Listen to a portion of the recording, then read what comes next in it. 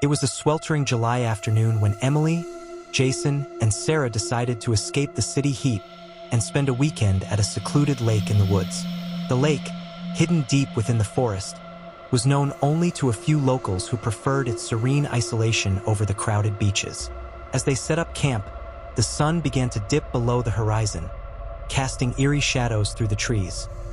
The first night was uneventful, filled with laughter and campfire stories. But as the second night approached, an unsettling feeling washed over the trio. Emily couldn't shake the sensation of being watched. She dismissed it as paranoia until she noticed the faint, almost imperceptible rustling in the bushes behind their tent. Jason, the skeptic of the group, decided to investigate. Armed with a flashlight, he ventured into the darkness, leaving Emily and Sarah at the campsite. Minutes turned into an hour, and Jason had yet to return. Panic set in. Sarah insisted they stay put and wait for him, but Emily couldn't sit still. Grabbing her own flashlight, she followed the path Jason had taken. The forest seemed to close in around her, the air growing thicker with each step.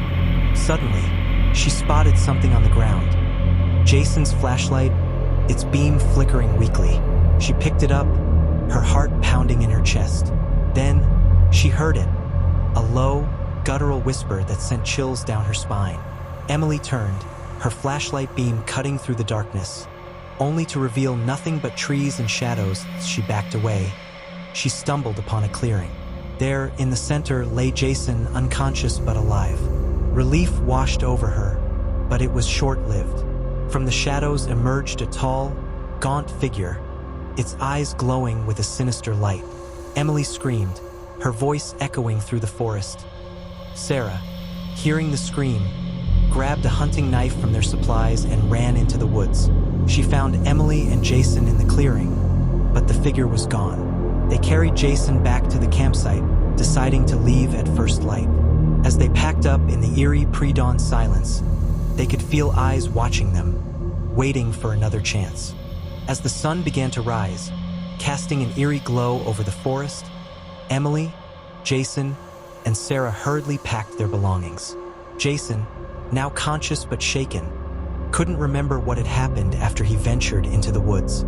All he could recall were those glowing eyes and the overwhelming sense of dread. Determined to leave the unsettling experience behind, they quickly loaded their gear into the car and started the long drive back to the city. The narrow, winding road through the forest seemed never-ending, the dense trees on either side creating an oppressive tunnel.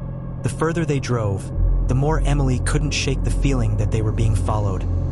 Sarah, trying to lighten the mood, suggested they stop at a small diner they had passed on their way to the lake. The thought of a hot meal and a chance to regroup was appealing. As they pulled into the diner's gravel parking lot, Emily's unease began to subside. They were back in civilization, surrounded by other people. Inside the diner, the comforting smells of bacon and coffee filled the air. They found a booth near the window and ordered breakfast, trying to make sense of the previous night's events. Jason's memory remained hazy, but the three agreed that something sinister had been lurking in the woods as they ate. Emily noticed an old man at the counter watching them. His weathered face and piercing eyes made her uncomfortable, but she dismissed it as paranoia. After they finished their meal, the man approached their table. "You three were at the lake last night, weren't you?" he asked, his voice raspy but firm. Taken aback, they nodded. "How did you know?" Jason asked. The old man pulled up a chair and sat down. "My name's Hank. I've lived around here all my life, and I've heard stories about that lake. Stories about people going missing, seeing things they can't explain." Sarah leaned in, curiosity piqued. "What kind of things?" Hank sighed, glancing around the diner as if to make sure no one else was listening. "They call it the lurker, a spirit, a creature, something that preys on anyone who comes too close. Can make you see things, hear things. It can even take you if you're not careful." Emily felt a chill run down her spine. "But we got away. Why didn't it take us?" Hank shook his head. "You were lucky. Sometimes it lets people go. Maybe it likes the fear, the stories that get told. Keeps people away. But once it's seen you, it doesn't forget." The trio exchanged uneasy glances. "What should we do?" Sarah asked. Hank stood up, his expression grim. "Leave and never come back. If you value your lives, you'll forget this place and move on. But if it wants you, it'll find you." As Hank walked away, they paid their bill and left the diner, the weight of his warning heavy on their minds. The drive back to the city was tense and silent, each of them lost in their thoughts. Days turned into weeks, and life began to return to normal. But Emily couldn't shake the feeling of being watched. At night, she dreamed of the forest, the glowing eyes, and the sinister presence. One evening, as she walked home from work, she heard the whisper, a low, guttural voice calling her name from the shadows. Turning, she saw nothing but the familiar streets of her neighborhood. She quickened her pace, heart pounding, desperate to reach the safety of her home. As she fumbled with her keys, she felt a cold breath on the back of her neck and heard the whisper again. Closer this time, with a sense of dread, Emily realized Hank was right. The lurker hadn't forgotten. It had followed them, and it was only a matter of time before it struck again. Emily bolted inside her apartment, slamming the door behind her and locking it. She leaned against it, trying to catch her breath. The familiar surroundings of her home did little to ease her fear. She checked every window and door, making sure they were securely locked. Despite her precautions, the feeling of being watched persisted. She reached for her phone and called Jason and Sarah, her voice trembling as she recounted the eerie whispers she had heard. Both friends admitted they had been experiencing similar sensations. Glimpses of shadows moving just out of sight, the feeling of cold breath on their skin, and the sinister whispers haunting their dreams. Desperation set in as they realized they couldn't escape the lurker by simply returning to the city. Emily proposed they visit Hank, hoping the old man might have a solution. They agreed to meet at the diner the next morning. When they arrived, Hank was already there, sipping his coffee. He looked up as they entered, his eyes filled with a mix of pity and resignation. "I was afraid of this," he said, motioning for them to sit. "Hank, it's following us," Emily said, her voice barely above a whisper. Hank nodded. "It won't stop until it gets what it wants. There's only one way to deal with the lurker." The trio listened intently as Hank explained that the lurker was bound to the lake, but its reach extended to anyone who disturbed its territory. The only way to sever the connection was to return to the lake and confront the entity head-on. They needed to perform a ritual that would banish the lurker, but it was dangerous and required absolute precision. Armed with Hank's instructions and a sense of grim determination, they made their way back to the lake that night. The air was thick with tension as they set up the ritual, using the items Hank had provided: candles, salt, and a small vial of lake water. The ritual site was eerie under the pale moonlight. Shadows danced around them as they lit the candles and drew a circle of salt. Emily stood at the center, holding the vial of water, while Jason and Sarah chanted the incantation Hank had taught them as the final words left their lips.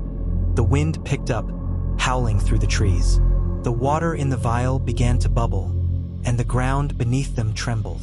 The lurker emerged from the darkness, its form more defined than ever before. Its eyes glowed with a malevolent light as it advanced towards Emily. Steeling herself, Emily uncorked the vial and poured the water into the circle. The ground shook violently, and the lurker let out a deafening scream. The candles flickered wildly, threatening to extinguish, but Jason and Sarah continued chanting, their voices growing louder and more forceful. The lurker reached the edge of the circle, its form writhing in agony as it tried to break through. Emily stood her ground, holding the empty vial like a talisman. The entity's screams grew louder, more desperate, until finally, with a blinding flash of light, it vanished. The forest fell silent. The oppressive presence lifted. They collapsed to the ground, exhausted but relieved. The ritual had worked. The lurker was banished. They left the lake for the final time, vowing never to return. The following days were filled with a sense of liberation. The haunting presence that had shadowed their every step now gone.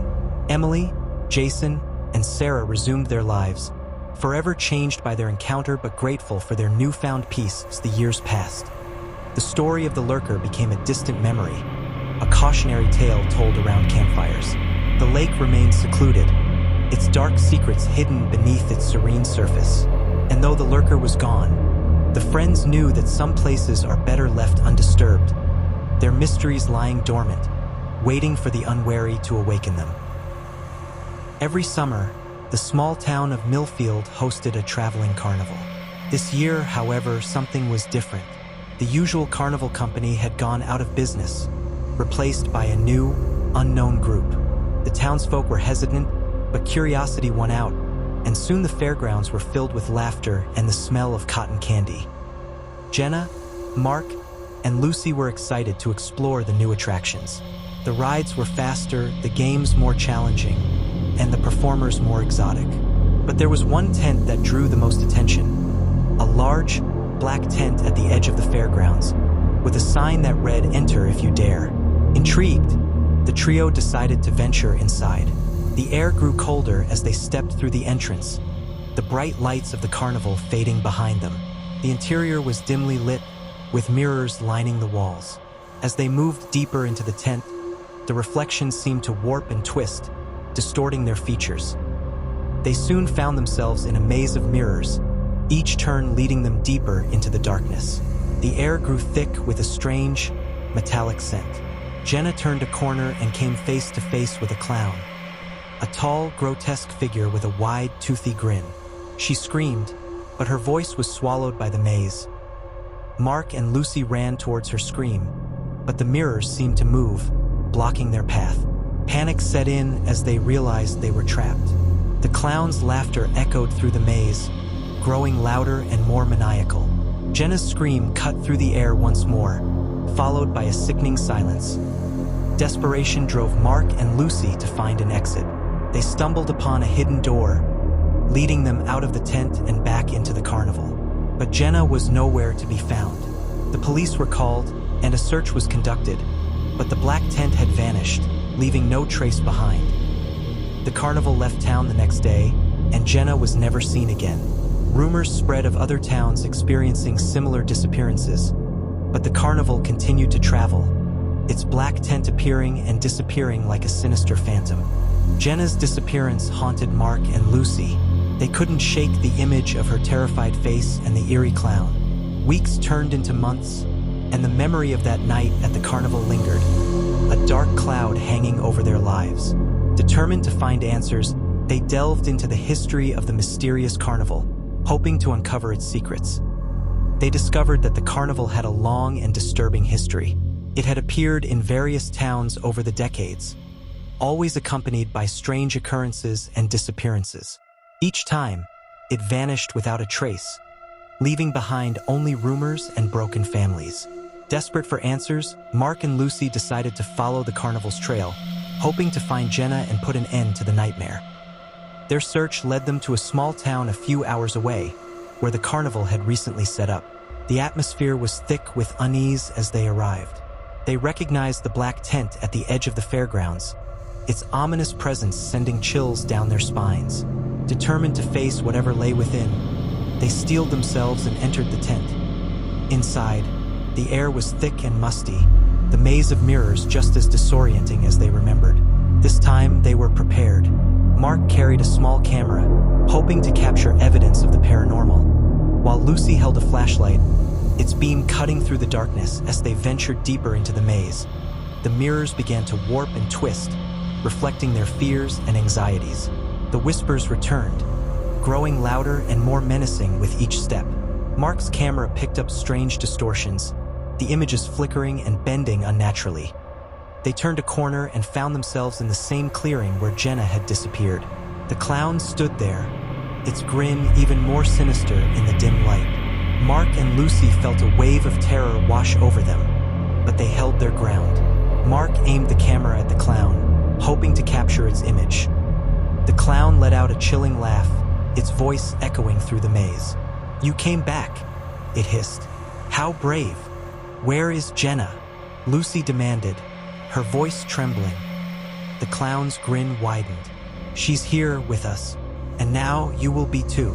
Before they could react, the mirrors around them began to shatter, the shards swirling in the air like a storm of glass. The clown advanced, its form shifting and warping. Mark and Lucy clung to each other, their fear mounting as the shards closed in a desperate bid to save themselves. Mark hurled the camera at the clown. The device struck its target, and for a brief moment, the clown's form flickered and distorted. The mirrors around them shattered completely, and the tent seemed to tremble. Suddenly, the distorted images ceased, and the tent grew silent. The clown was gone, and in its place stood Jenna, her eyes wide with fear but very much alive. Mark and Lucy rushed to her, their relief palpable. "We need to get out of here," Jenna whispered, her voice shaky. "Now!" They hurried out of the tent, the fairgrounds eerily quiet. As they reached the edge of the carnival, they turned back to see the black tent collapsing in on itself, as if being swallowed by an unseen force. The carnival lights flickered and dimmed, and in a matter of moments, the entire fairgrounds vanished, leaving only an empty field behind. Back in the safety of their car, the friends drove away, the horror of their experience etched into their memories. They never spoke of the carnival again, nor did they try to uncover its secrets. Jenna, Mark, and Lucy knew that some mysteries were best left unsolved, their darkness too great to confront as time passed. The carnival became a ghost story, whispered among those who dared to speak of it.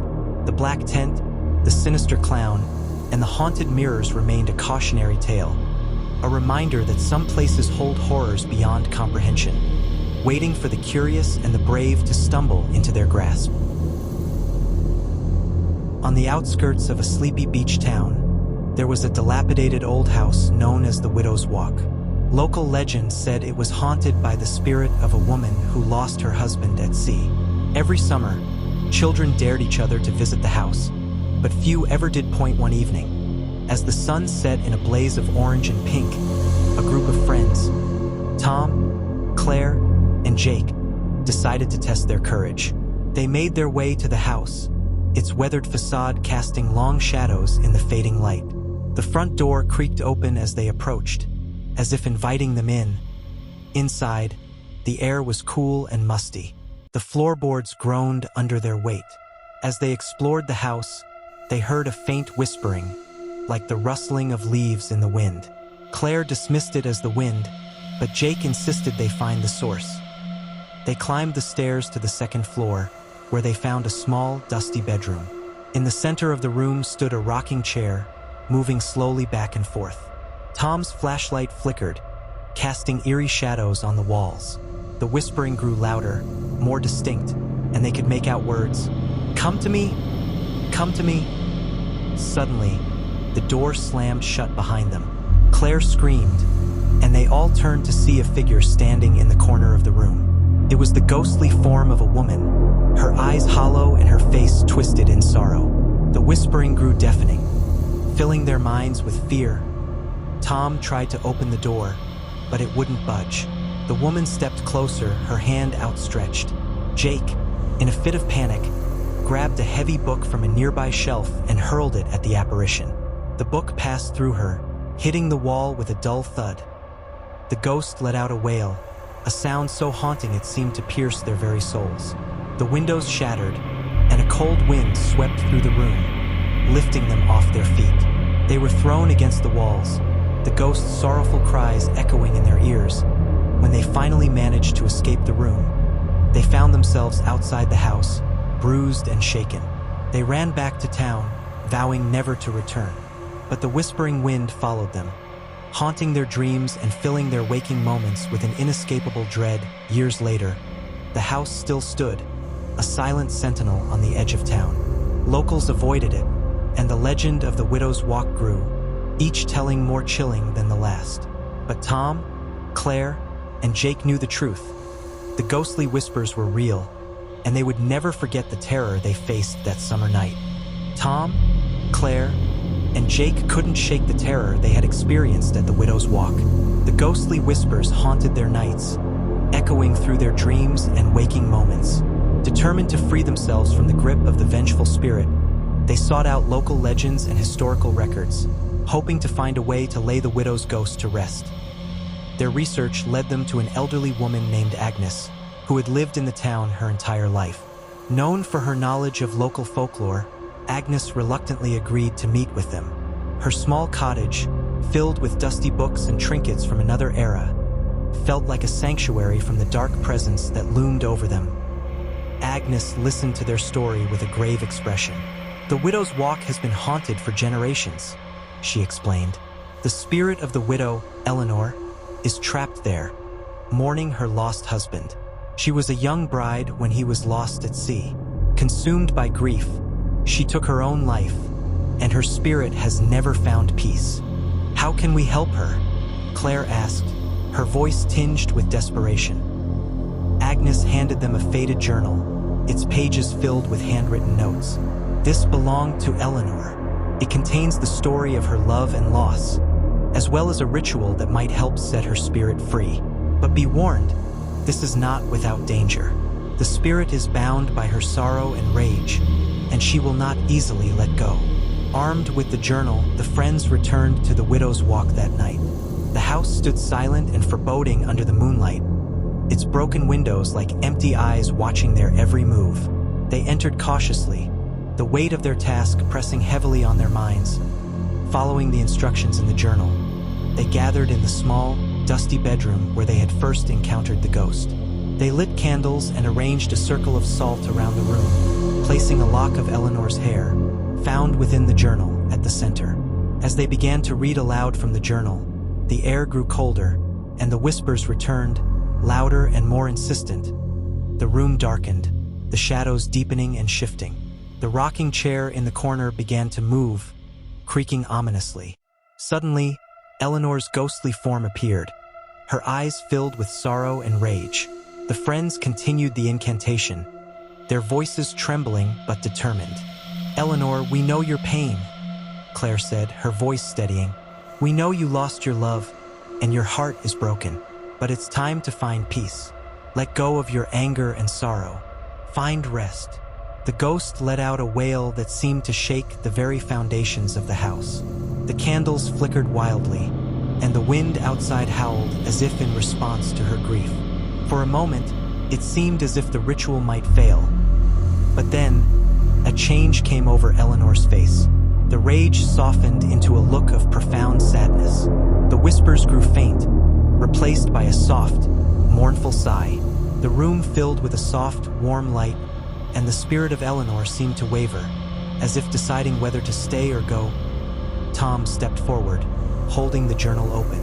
"Eleanor, your husband is waiting for you. Go to him. Be free." With a final, sorrowful glance at the friends, Eleanor's spirit began to fade. The warmth of the light intensified, enveloping her in a gentle glow, and then she was gone. The room fell silent, the oppressive presence lifted. The candles burned steadily, the air warm and still. The friends knew they had succeeded. They left the house, the weight of their fear and anxiety replaced with a sense of relief and accomplishment. As they walked away from the widow's walk, they felt a cool breeze rustle through the trees, carrying with it the faintest whisper of gratitude. Eleanor had found peace at last, her spirit free to reunite with her lost love. The house remained empty, a quiet monument to a love story that had spanned beyond death. The locals still spoke of the widow's walk, but now the stories were of a spirit set free, a ghostly presence no longer bound by sorrow. Tom, Claire, and Jake never forgot their encounter, but they found comfort in knowing they had helped a tortured soul find rest. And so, the widow's walk became a place of quiet reflection, its dark history transformed into a tale of redemption and peace. The whispers of the wind were no longer filled with fear, but with a gentle reminder that even the deepest sorrow can find release.